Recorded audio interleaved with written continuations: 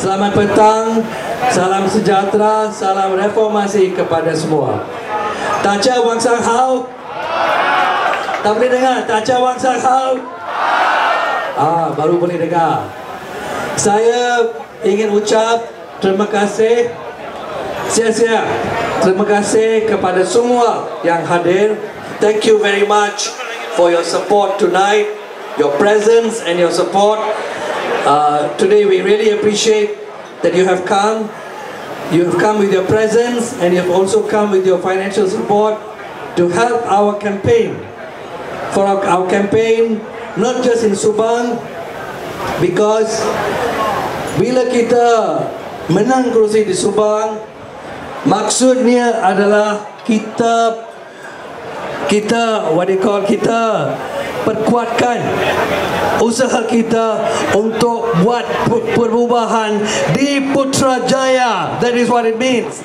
Kita tambah satu kerusi, kita add on one more seat. Dari sini kita ucap terima kasih. Subang memang adalah dalam tangan Pakatan Rakyat sekarang. Kita menang kerusi ini di 2008 sampai sekarang. Tapi untuk ambil Putrajaya, kita mesti faham, kita mesti kekal kursi-kursi yang kita ada, dan kita mesti tambah lagi. We have to add more seats, and this we will do. Kita akan tambah kursi. Kita nampak di Sabah, di Sarawak, di Johor, dan juga di beberapa negeri-negeri di semenanjung Malaysia. So, tadi saya datang daripada ceramah di Lembah Pantai yang dianjurkan oleh YB Nurul Izzah dengan tim sana. Baru habis ucapan dan datang sini. Di sana pun ada crowd macam ini, crowd yang bersemangat, a very enthusiastic crowd. And kita mula dengan slogan "Ini Kalilah". So mari kita bersorak bersama. We say that, "Ini Kalilah, ini Kalilah, ini Kalilah. This is the time." This slogan bukan datang daripada parti politik, bukan datang daripada pemimpin politik. Slogan ini datang daripada Sabah. Sekarang sudah sampai ke Semenanjung. Slogan ini bukan mula di Sandakan atau Kota Kinabalu. Slogan ini mula di pendalaman Sabah, in the villages of Sabah. Saya sebut ini supaya kita faham. I know you are here. We are all here because we want to see change in Malaysia. We want to see, for the first time, we want to see a Pakatan Rakyat in government in Putrajaya, correct? That's right. But what I want all of us to understand today is that this feeling, this sentiment is not just here. Bukan saja di Subang, bukan sahaja di Selangor, ada juga di pendalaman Sabah. In the rural areas of Sabah, ada thousands of people, tens of thousands yang mau perubahan macam itu. They want the same change. That is why this slogan, of course a bit different there. Dia kata, "Ini Kalilah Tukar." They have started that slogan there, and that slogan has come here. Which is why, ladies and gentlemen, today when we speak of change, kita sekarang bincang satu yang memang kita ada peluang yang baik. We have a very good chance this time. We can say this with conviction because we can see the mood on the ground. The mood on the ground is strong here, which is very true. But the mood on the ground is also strong in the three key states, which we will have to win seats to make the change. Sabah, Sarawak dan Johor. Sabah, kali ini kita akan menang jauh lebih kerusi daripada dulu, juga daripada Sarawak dan juga daripada Johor. Johor is critical sebab Johor ada 26 kerusi parlimen. Ini pun kita kena faham. Selangor ada jauh lebih penduduk. Population of Selangor is much bigger than Johor. Tapi Selangor only has 22 parliament seats. Johor has 26. Inilah sistem UMNO Barisan Nasional yang telah ada lama, yang kita akan tukar satu hari nanti. Kita mula tukar dengan menang pada 5 hari bulan Mei. Boleh? This is what we start, the change. So ladies and gentlemen, in Johor, this time we hope to add at least 10 more seats this time. Dan ini bukan datang daripada kita. Kita dapat laporan daripada pihak sana. We have some information from their side also. And they know kali ini memang Pakatan Rakyat, kalau kita tak ambil negeri Johor tak apa, tapi kita ada harapan baik untuk menang at least 10 kursi parlimen di Johor.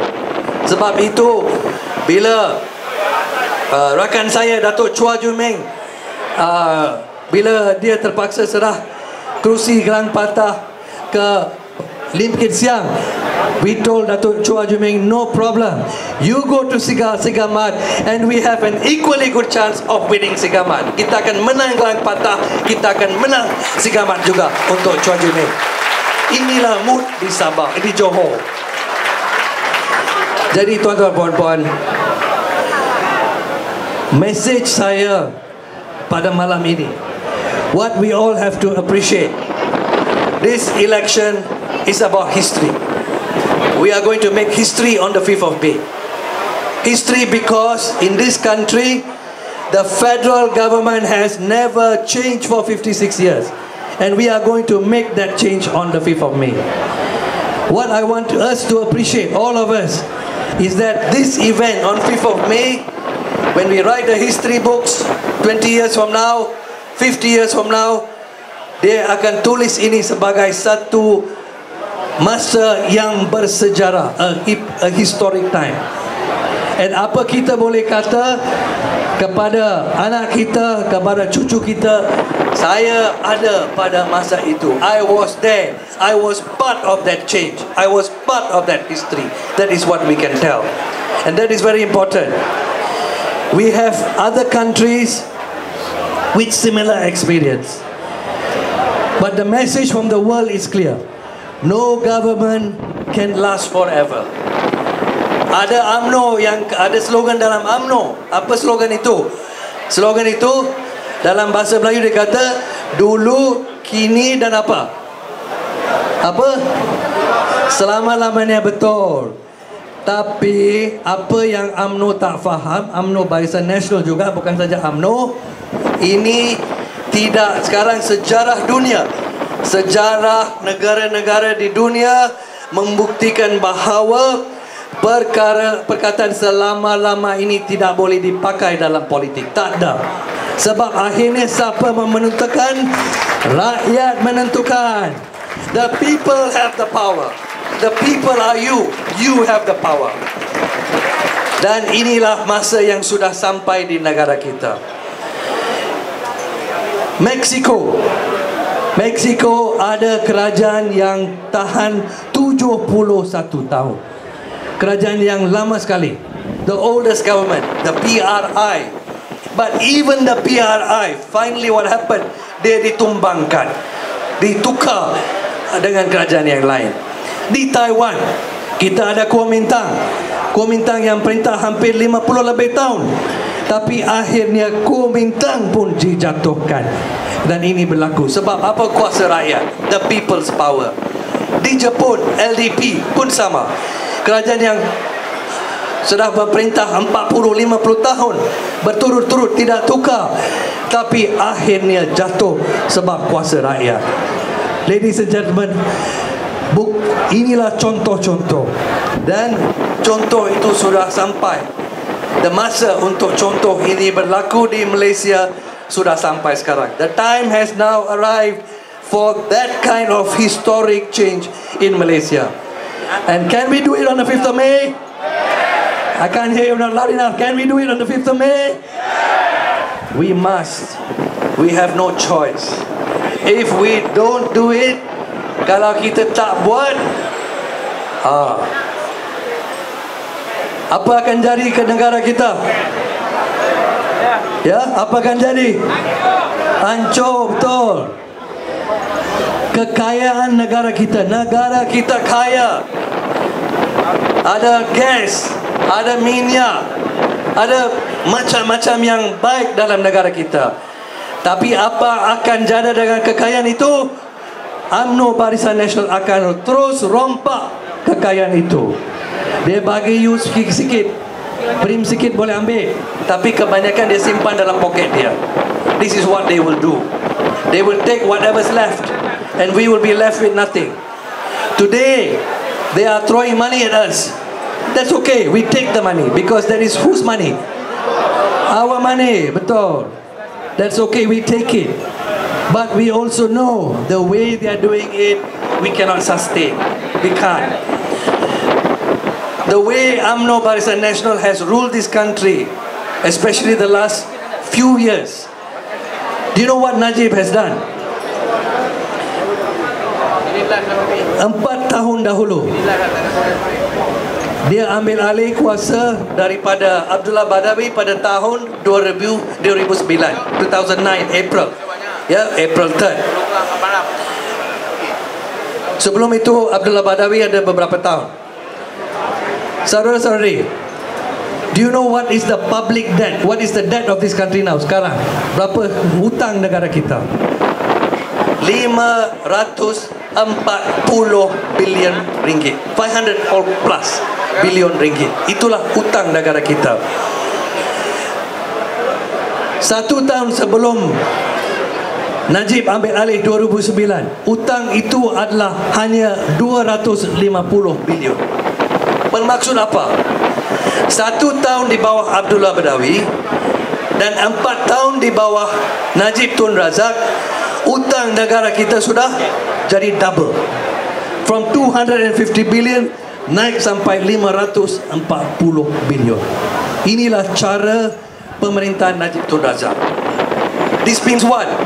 Every man, woman and child in this country right now, all of us, kita hutang 19,000 ringgit setiap orang. This is what we have right now, the situation. Kita tak boleh teruskan macam ini. We cannot carry on. Ada undang-undang yang kata hutang negara kita tak boleh melebihi 55%, 55% of KDNK, of the GNP. We have this law in 1957, put there by the original people who fought for independence, Tunku Abdul Rahman and so on. But do you know the debt today? We have reached 53 plus something percent, almost just 55. This is the government debt. The figure I am giving you, 500 plus billion, is the government debt. Apa yang mereka belum sebut pada kita adalah hutang GLC, hutang oleh syarikat macam PKFZ, hutang macam syarikat yang buat MRT dan semuanya. Kalau kita kira semua hutang itu sudah sampai 700 lebih bilion. Because that debt is guaranteed by the government. Maksud siapa government? Kita lah. We have to pay. At the end of the day, kita yang pegang hutang itu, beban hutang itu. So, tuan-tuan dan puan, sebab itu kali ini we have no choice. Kita mesti tukar. Kita tak boleh teruskan dengan cara pembangunan, cara ekonomi yang dibuat oleh UMNO Barisan Nasional. Pinjam, buat projek besar, Projek besar untuk siapa? Untuk siapa? Untuk mereka, UMNO. Dia untuk kroni mereka. Contoh yang terbaik, projek Kuala Langat, projek Langat 2 yang tidak disetujui oleh Tan Sri Khalid Ibrahim. Apa projek Langat 2? Dia kata dia mau hantar air daripada Pahang ke Selangor. Ini pendirian UMNO Barisan Nasional. Dia kata air di Selangor tak cukup. Bila dia kata air tak cukup, kita bawa dia tengok reservoir. Reservoir semua penuh, mana tak cukup. Then they change their position. Dia kata, oh bukan air dalam reservoir. Kita kata air daripada treatment plant. Treated water itu tak cukup. Dan sekali jawab, treated water cukup. Kalau you nak increase capacity, saya boleh increase capacity 10-15 capacity, tak ada masalah. What is the problem? So what is the logic of Langat 2? You want to build a tunnel from Pahang, build all the way, bring water from Pahang and supply in Selangor. What for? Do you know in south of Perak, we have huge amounts of underground water, huge amounts. Assuming kita kurang air di Selangor, kita belum kurang, tapi assuming 5 tahun daripada sekarang, 10 tahun daripada sekarang, kita tak cukup air di Selangor, the easiest, cheapest way apa kita buat? Kita bawa daripada South Perak, kita tap daripada underground water. Itu saja. Tak perlu buat dam yang besar, tunnel yang mahal daripada Pahang, beli air daripada Pahang, bayar kepada Pahang. Ini cara bodoh. Tapi untuk UMNO Barisan Nasional bukan bodoh. Sebab apa? Daripada 8 bilion duit kita, dia ambil berapa? Dia sapu berapa? Tak tahu berapa. At least you will know. Kita tahu dia akan sapu separuh, mungkin a huge amount, berbilion-bilion dia akan sapu. Ini yang kita tahu. Jadi tuan-tuan puan-puan, inilah realiti dalam negara kita sekarang. Contoh yang saya beri itu satu contoh. Kalau kita mau cakap semua contoh rasuah dalam negara kita, pukul 12 malam saya tak boleh habis, tuan-tuan tak boleh balik rumah, susah. Okay, tapi kita kena cakap sedikit tentang kes-kes lain. Saya nak mula dengan cerita pembelian Skopin, kapal selam yang kita beli, yang mula-mula tak boleh selam. You remember that? The submarine that cannot dive. But I heard now can dive lah, I heard. Tapi walaupun kita ada kapal selam ini supposed to be the most advanced in the world. So we park them in naval base in Sipanga, Sabah. The most advanced submarine in a very advanced naval base in Sipanga in Sabah. But then what happened in Sabah recently? 200 people, old men, old women, young men, young women, can carry guns, carry mortars and grenade launchers, and can walk into the country. We know. So quite ridiculous, isn't it? Kita ada kapal selam yang the most advanced submarine, the most advanced naval base, but 200 people can just walk into our country and create trouble. This is what happened. Tapi cerita Skopin ada beberapa aspek yang penting, and this is important for us to understand, ya. Cerita ini terlibat rasuah. That is the first part. Rasuah sebab harga dia terlalu tinggi. Mula-mula 5 bilion bila kita beri di 2002, tahun 2002, dan sekarang kita ada bukti bahawa sekurang-kurang 700 million ringgit, 700 million ringgit dibayar secara rasuah. At least that. Macam mana kita tahu ini? Sebab maklumat ini keluar di Paris, dalam siasatan di Paris. Suaram NGO human rights kita buka cerita di Paris, lawyer mereka korek semua dokumen, dan baru cerita ini keluar. Kalau Suaram tidak bawa cerita ini ke Paris, we don't know about this, because we won't know, they have the information. Inilah aspek yang pertama, rasuah. But today the Skopin story has become more than a case of rasuah. What is it a case of? Case Altan Tuya. You suka Altan Tuya kah? The ghost of Altan Tuya, the spirit of Altan Tuya, ladies and gentlemen, today is still looking for justice. So today the Skopin story, I tell the Skopin story because the Skopin story reflects what is wrong with our country, the whole set of problems. We bought the Skopins in 2002. We paid a lot more money because, as I said, 700 juta ringgit dibayar secara rasuah. Tapi lepas itu apa jadi? 2006, cerita itu kita sambung 2006 di Malaysia. Altan Tuya datang ke Malaysia pada bulan November. She comes to Malaysia asking for $500,000 US. Why 500,000? Because she says this was the money promised to her as commission for her services connected to the purchase of the Scorpene submarine. Kalau duit itu dibayar, mungkin kita tak sebut cerita ini. Tapi duit itu tidak dibayar. Dia marah. Dia datang ke negara ini dan tuntut daripada orang yang janji dia duit itu. Siapa yang janji duit? Seorang bernama Razak Baginda. Siapa Razak Baginda? Who was Razak Baginda?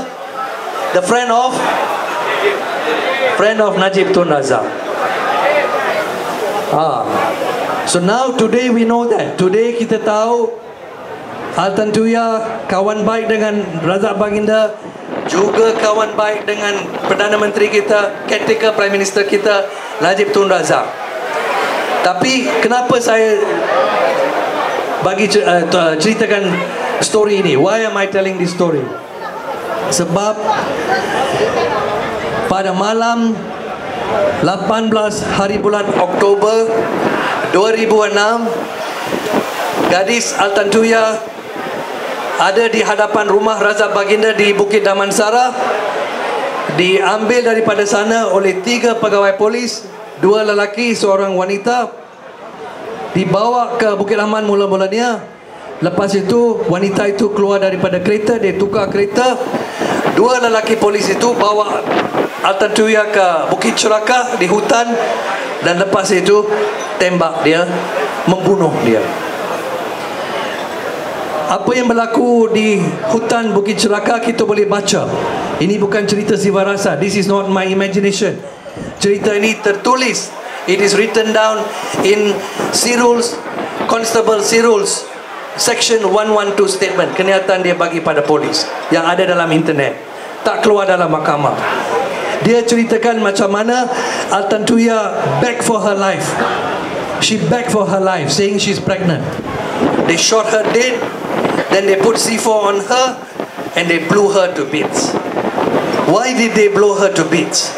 Sampai there was nothing left, hanya sedikit tulang dan sedikit daging. I don't know what you call it, meat or whatever. Daging dan sedikit tulang diletupkan. Itu arahan mereka, to kill and to destroy the body.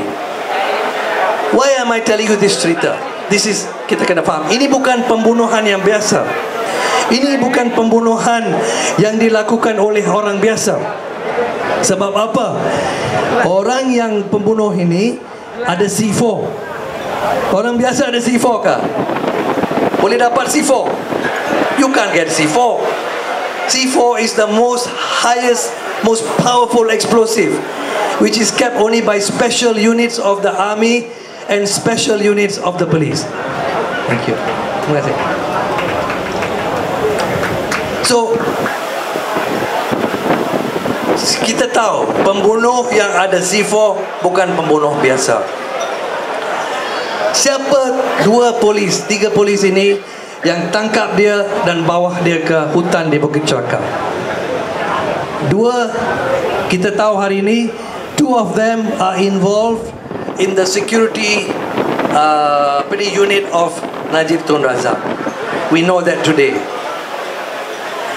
So, kita tahu juga 2 anggota polis ini yang bawa, one is Corporal Sirul and Chief Inspector Azila. They took her to Bukit Cerakah and shot her dead and blew her up. Do they have a motive to kill her? Tak ada. Apa? They have no connection to Altan Tuya. So, kita tak perlu pergi universiti belajar banyak, belajar undang-undang untuk faham soalan yang penting dalam kes ini apa. Bukan saja yang siapa yang membunuh Altan Tuya, siapa yang arahkan mereka membunuh. Who ordered them to kill? Itu soalan dia. So if you are the investigating officer untuk kes ini, you are the pegawai polis, you mesti tanya soalan itu. Kalau you adalah peguam negara yang siasat kes ini, you mesti tanya soalan itu. Siapa? You akan tanya pada Sirul, you akan tanya pada Azila, siapa yang arahkan you membunuh? Who gave you the instruction? Who gave you the C4? How did you get the C4? Why are you doing this? Tapi dalam kes ini, tuan-tuan, puan-puan, Adakah soalan ini ditanya? Tidak. These questions were never asked. Cannot be asked. Mungkin ada anggota polis yang cuba tanya, tak boleh tanya. Peguam negara, tak boleh tanya. Pergi mahkamah di Shah Alam, bila Azilah dan Sirul dibicarakan, dia are tried for murder, boleh tanya dalam mahkamah? Tak boleh tanya. Kenapa? This is the question. Inilah kedudukan negara kita, the state of our country, where this question cannot be asked. Soalan ini tak boleh ditanya. Apa implikasi ini? This is why, ladies and gentlemen, kita mesti tukar kerajaan pada 5 hari bulan Mei. Sebab institusi yang penting, pihak polis, pihak peguam negara, pihak kehakiman, semua boleh dimanipulasikan, boleh diperalatkan untuk memberi protection kepada orang atas. Dan soalan sekarang adalah, siapa orang atas ini? Inilah isu yang sangat penting sekarang. Apa bukti yang kita ada sekarang? Tadi saya sudah sebut, 2 anggota polis ini adalah security detail untuk Perdana Menteri. Itu satu tanda. Tanda yang kedua, gadis Altantura ini, dia kenal siapa? Hari ini kita ada bukti daripada mulut PI Bala, daripada mulut saksi lain, kita tahu dia kenal Perdana Menteri juga, Najib Tun Razak. We have their version. Memang Perdana Menteri menafikan, he denies. He took the Quran and swore, I have never met this lady Altantura, I do not know her. But PI Bala, may he rest in peace, he's gone from us now. But we have his statement, we have his video statement. He says, no, Altantura told me that Najib Tun Razak knows her. Dan tuan-tuan dan puan-puan, hari ini kita juga ada bukti. Ada seorang pegawai polis kanan, a senior police officer, DSP Musa Safiri. Nama dia muncul dalam apa yang berlaku pada malam itu. He was the one who was communicating with the two, Sirul dan Azilah, pada malam itu. Malam dia pergi bawa Altantura ke Bukit Cerakah untuk pembunuhan, to murder her. Siapa DSP Musa Safiri? Musa Safiri is ADC to Prime Minister Tun Razak. Itu yang berlaku. This is another connection. Malam itu juga Private Secretary of Najib Tun Razak, Nasir Safar, ada di hadapan rumah Altantura, rumah Raza Baginda pada malam itu. Ini pun telah diceritakan oleh PI Bala. Jadi tuan-tuan dan puan-puan, kalau tuan-tuan dan puan-puan adalah pegawai penyiasat dalam kes ini, apakah soalan kita mesti tanya kepada oleh pegawai polis dan oleh orang yang menyiasat kes ini? Siapa yang arahkan? Tapi soalan tidak ditanya, soalan ditutup. Dan sampai hari ini tuan-tuan puan-puan, keluarga Altantura sampai hari ini, bapa dia datang tanya, apakah cerita dalam kes ini? Kenapa anak saya dibunuh? Why was my daughter killed? Who ordered the killing? Itu masih perlu dijawab. Tuan-tuan dan puan-puan, cerita ini kalau kita tulis satu novel pun, even if you write a novel, you cannot write a story like this. You cannot imagine a story like this. Mula di Paris, pergi semua tempat, sampai sini, akhir di hutan di Bukit Cerakah. Tapi untuk kita as citizens, kita sebagai warga negara Malaysia, kenapa saya sebut cerita ini? Sebab cerita ini melibatkan pemimpin atasan UMNO Barisan Nasional. The top leader of UMNO Barisan Nasional is involved in this case. Cerita ini melibatkan pegawai-pegawai polis, the senior police officers, melibatkan peguam negara, melibatkan hakim-hakim. Dan inilah implikasi. Sebab itu tuan-tuan puan-puan, kita kena faham. This is why we want change. Do we want change? This is why we must have change. We cannot have one law for the powerful and one law for the ordinary people. We cannot have that. This is not what we want. We cannot have the law of the jungle. The powerful are protected, the ordinary people have no protection. Itu kita tidak boleh ada. We want a system, we want a professional police, yes? We want a professional Attorney General, yes? We want an independent police, yes? We want an independent Peguam Negara, Attorney General, yes? And we want an independent judiciary, yes? This is why we want change. Do we want a free press? That is why we must change. This is the reason, ladies and gentlemen, 5 hari bulan Mei, 5th of May is going to be an important day for us. What must we do on that day? We must, ada orang yang kata, oh, Barisan Nasional akan tipu dan menang. Tak boleh. Saya tahu ada penipuan, betul. Memang ada penipuan dalam daftar undi, betul. We know in the voters roll there is some fraud. We know. Ada case, ada macam-macam case. I just give satu contoh. Ada seorang daripada, ini kawasan Subang, daripada Mutiara Perdana, Ivan Heng, datang jumpa saya tahun lepas.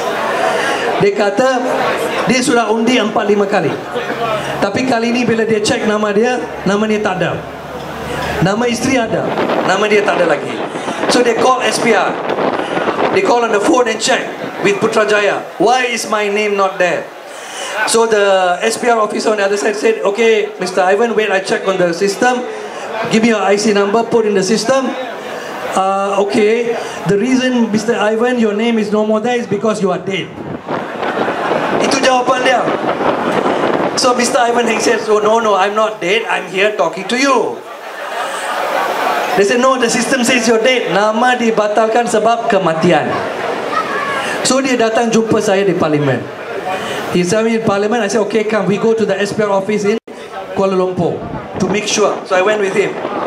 Saw the people there and asked the same question. Please check in the system.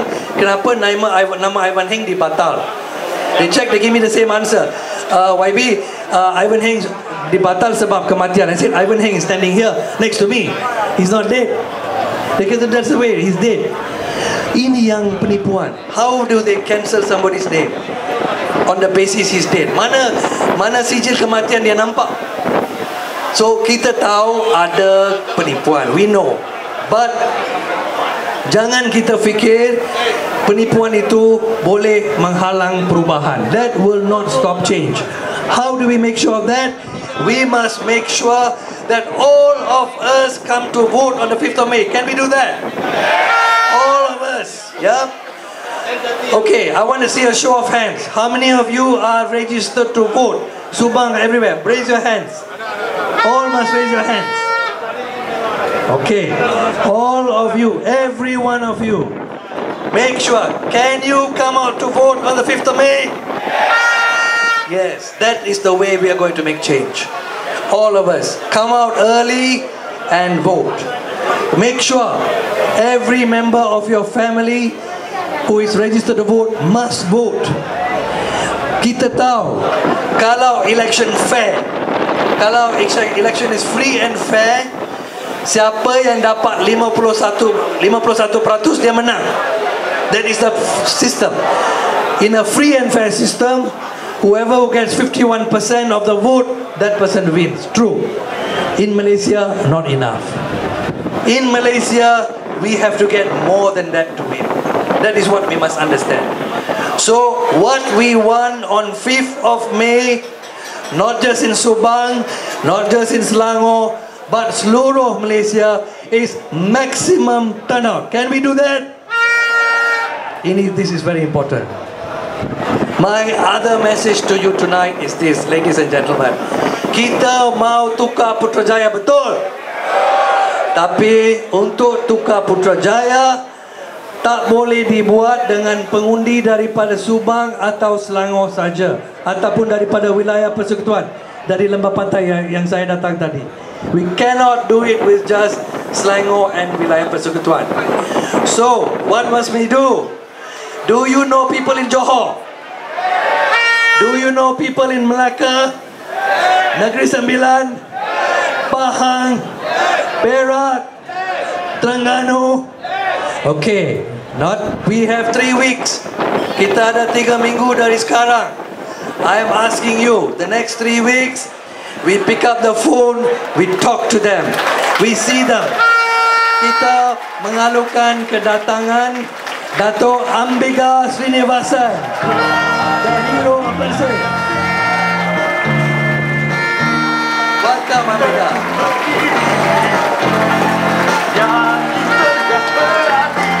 Reformasi kemalauan semerah api,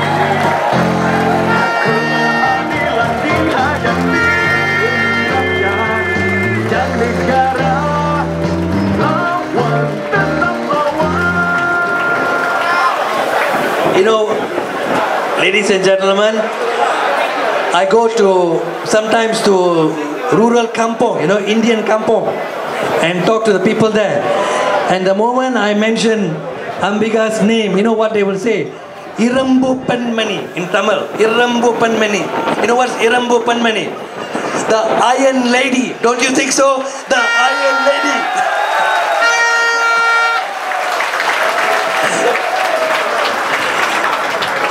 So, some people in Europe call Margaret Thatcher, may she rest in peace, the Iron Lady. But in Malaysia, we have our own Iron Lady, don't you agree? This lady, Dato' Ambika, and other activists in Bersih, I would like to name some in particular, Maria Chin Abdullah, and many others. They are the ones who made Bersih possible. They are ones who took us to Bersih 2 and Bersih 3. And because of that, they have forced the SPR. They have forced the SPR to make changes. 2 big changes are there today in the system because of people like Dato' Ambika and Bersih. Can we give her a big hand?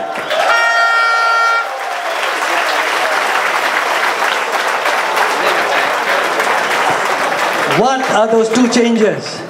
On the 5th of May, for the first time in the history of Malaysia, when you vote, when all of us go to vote, your finger will be marked with indelible ink. Dakwat kekal.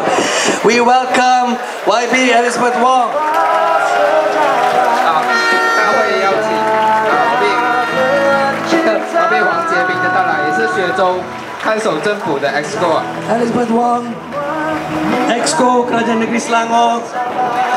Apa menghina bangsa kita rakyat Malaysia, Elizabeth Wong. untuk semua terus menghabiskan. Today, some of you are from Kota Damansara, right? Who's from Kota Damansara here? Right, Kota Damansara. Okay. Do you know the forest of Kota Damansara? Yes. That forest today is gazetted as a permanent forest for recreation and education because of YB Elizabeth Wong. She's the one who did it. In 2008, bila masa campaign, the voters of Kota Damansara, they told me, Dr. Nasir Hashim, Adun Kota Damansara, and YB Elizabeth Wong, at that time she was not YB yet, they said, you must make us an election promise. If you win this seat, if you win, you must make sure that this forest is protected. Sebab pada masa itu, this was the last part of the original Sungai Buloh Forest Reserve. The British in 1896 created a forest reserve of 6,000 hectares. Remember, 1896 they started it because they knew the importance of green spaces. Tapi after the years chop, came down to 400 hectares. And the Barisan Nasional Kir Toyo government was going to chop even that 400 hectares, close the forest forever. So the residents of Kota Damansara made us sign that promise that we will protect the forest. But I'm telling this story also for another point. I remember that we said this to them. We said, we can win Subang, we can win Bukit Lanjan, Elizabeth C, we can win Kota Damansara, but if we don't win the Kerajaan Negeri Selangor, the government of Selangor, we cannot deliver that promise. So we asked them, I told them, I remember, please pick up the phone, call your friends in Selangor, campaign to change the government of Selangor. And you know history, you made the history, you made the change. You changed the government of Selangor, and Elizabeth played her role in the State Assembly and made sure the Gazette was done, the forest is protected today. So, ladies and gentlemen, I tell that story again today because today we have the same issue with federal government. We can hold Selangor, I'm sure. Our track record in Selangor is clear. We can hold our Pakatan states. But today, we want to change Putrajaya, correct? So to change Putrajaya, we have to make sure the whole of Malaysia comes and votes with us. So my request today to you, before I conclude my speech, please, 3 weeks, that's what all we have. We have 3 weeks to make history. We must work hard. Call your friends, phone them, see them. If your friends are overseas, if your family is overseas, tell them, book a flight, come back to vote. That is what you must do. We will change this country on the 5th of May. We will vote the UMNO Barisan Nasional Guard, and we have a new job for Najib Tun Razak. Do you know what the new job is? What is the new job? The obvious job is Ketua Pembangkang, betul? Ketua Pembangkang, leader of the opposition. But ada condition lah. What is the condition? Kalau kita nak lantik dia sebagai Ketua Pembangkang, dia kena what? Menang pekan dulu, isn't it? He must first win pekan. Alright. Tapi kalau dia tak menang pekan, apa kita akan buat? Apa? Sungai Buloh? Oh, kesian lah. Apa dia? No, kita ada cadangan. Tapi cadangan subject to your approval. Kita akan hantar dia sebagai Ambassador Malaysia ke Mongolia, betul? Boleh? Okay, ladies and gentlemen. So, don't forget, 3 weeks, kita kena kerja kuat. Message kita kena sampai. Ya, cakap pada kawan-kawan kita, keluarga kita, dan bersama-sama kita bawa perubahan yang bersejarah. We make history on the 5th of May. Ini kalilah. Ini kalilah. Ini kalilah. Terima kasih. Sia-sia. Nandri. Vanakkam.